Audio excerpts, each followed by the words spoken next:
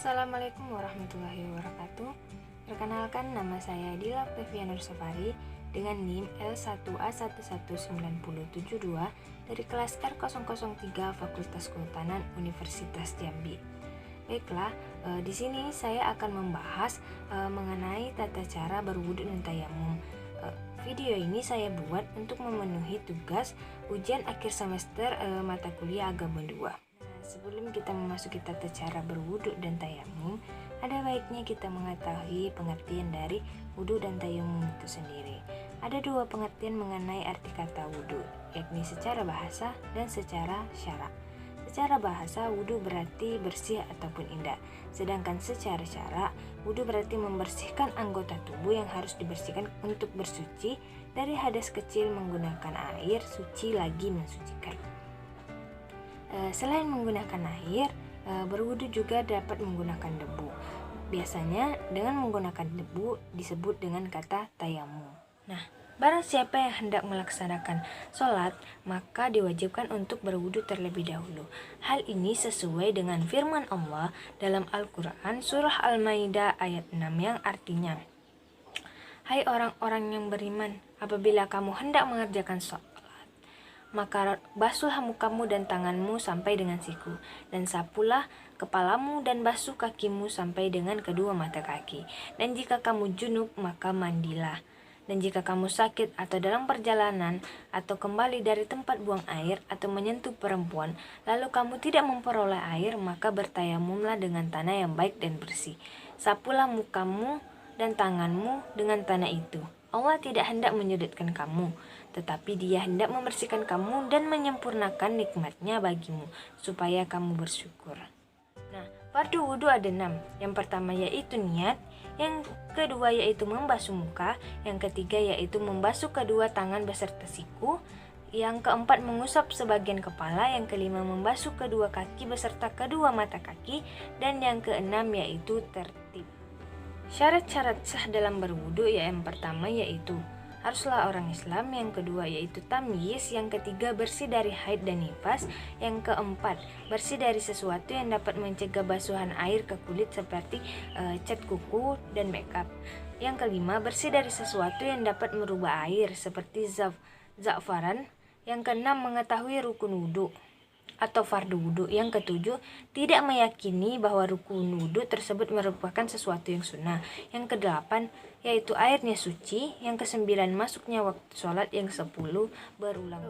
Keutamaan yang diperoleh dari berwudu yaitu yang pertama diangkat derajatnya, yang kedua diampuni dosanya, yang ketiga kesalahan-kesalahannya keluar bersama air, yang keempat yaitu perhiasan di surga, yang kelima yaitu wajahnya bercahaya pada hari kiamat, yang keenam diizinkan masuk surga lewat pintu manapun, dan yang ketujuh yaitu tidurnya dijaga malam. Video berikut akan menjelaskan tata cara dari berwudu.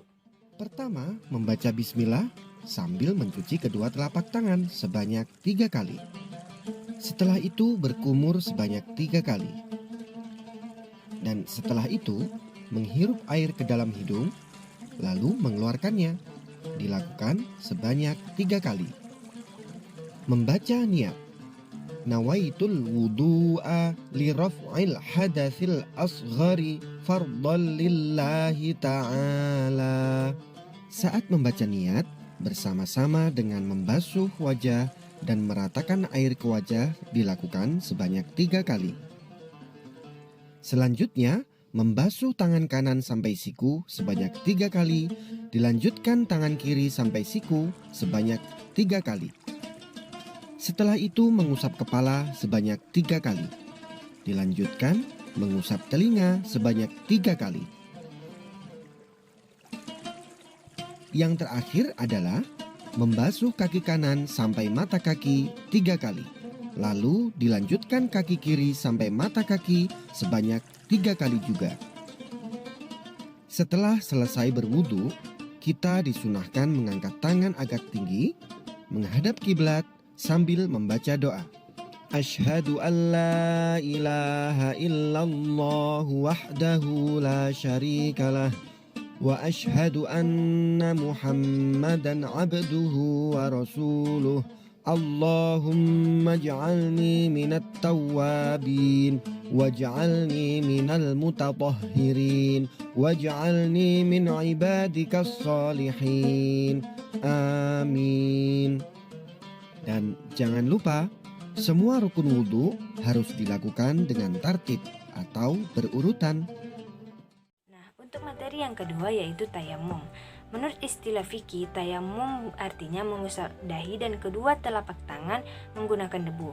Tayamum disebut taharat turabiyah atau bersuci dengan debu, sementara wudhu dan mandi wajib sebagai taharat maiyah. Al-Quran menjelaskan mengenai hukum dalam pelaksanaan tayamum dalam dua ayat, yaitu surah An-Nisa dan surah Al-Maidah ayat 6. Penyebab wajibnya tayamum yang pertama yaitu tidak tersedia air yang dapat digunakan untuk melakukan wudhu atau mandi. Yang kedua yaitu air tersedia namun hanya cukup untuk digunakan untuk minum. Yang ketiga yaitu ketika ia menggunakan air maka hewan peliharaannya atau yang lainnya akan mengalami kesulitan. Yang keempat yaitu air yang ada tidak cukup untuk menghilangkan najis dan berwudhu ataupun mandi wajib. Yang kelima yaitu melakukan wudhu dan mandi wajib dapat menimbulkan bahaya atau kerugian bagi mukallaf. Yang terakhir yaitu tidak memiliki waktu yang cukup banyak untuk berwudhu dan mandi wajib. Video berikut akan menjelaskan tata cara dari bertayamum. Silahkan disimak. Tata cara bertayamum.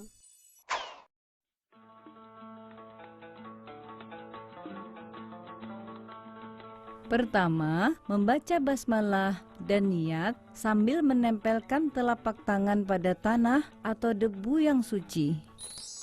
Bismillahirrohmanirrohim. Nawaitu tayamuma listibatis sholati fardolillahi ta'ala. Kedua, mengusap wajah hingga rata.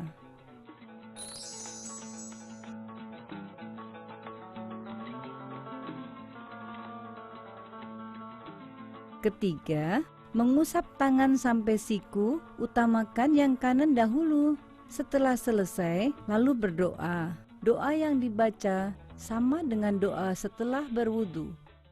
Oh ya, tayamum juga bisa batal. Yang membatalkan tayamum adalah: pertama, keluar sesuatu, baik benda atau angin, dari kemaluan atau anus. Kedua, hilang kesadaran, baik tidur, pingsan, mabuk, atau gila. Ketiga, bersentuhan kulit laki-laki dan perempuan yang sudah balik dan bukan muhrim. Keempat, menyentuh kemaluan atau anus dengan tangan tanpa penghalang. Kelima, apabila mendapatkan air sebelum dimulainya sholat. Nah, setelah selesai berwudu atau tayamum, lalu kita bersiap untuk mengerjakan Itulah sholat. tadi tata cara dari berwudu dan tayamum. Apabila dari penyampaian saya tadi ada yang salah-salah kata, saya mohon maaf. Sekian dari saya ucapkan terima kasih. Semoga video ini dapat bermanfaat. Wassalamualaikum warahmatullahi wabarakatuh.